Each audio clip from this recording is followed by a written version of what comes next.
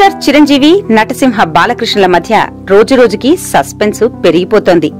ఇప్పటికే జనవరి 11న ఖైదీ నెంబర్ 150, జనవరి 12న గౌతమిపుత్ర శాతకర్ణి రిలీజ్ కాబోతున్నాయి. జనవరి 14న శతమానం భవతి కూడా రాబోతోంది. మధ్యలో హెడ్ కానిస్టేబుల్ వెంకట్రామయ్య అంటూ ఆర్ నారాయణమూర్తి కూడా వస్తానంటున్నాడు. ఇప్పటికే టీజర్, ట్రైలర్, సాంగ్స్ రూపంలో చిరు, బాలయ్య సోషల్ మీడియాలో సందడి చేసేస్తున్నారు. సరైనోడు, ధృవాలానే ప్రీ రిలీజ్ ఈవెంట్ ని సెంటిమెంట్ గా భావించిన చిరు ఖైదీ సాంగ్స్ ని డైరెక్ట్ గా మార్కెట్ లోకి వదిలేశారు.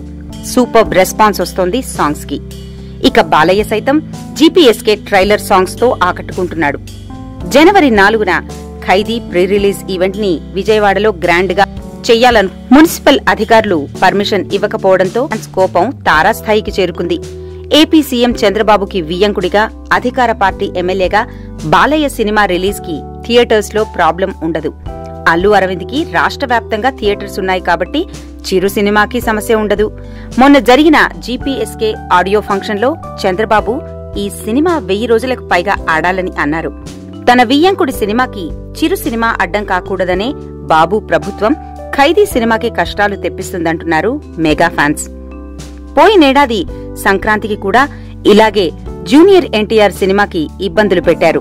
అరచేయి అడ్డుపెట్టి సూర్యుణ్ణి అధికార అహంకారంతో చిరు సినిమాని ఆపలేరు అంటున్నారు చిరు fans. Please subscribe TFC Media channel for more information and latest current updates. Thank you. Do subscribe to TFC Media channel for more celebrity updates. Hi guys, in Minikali, all the best to TFC Media.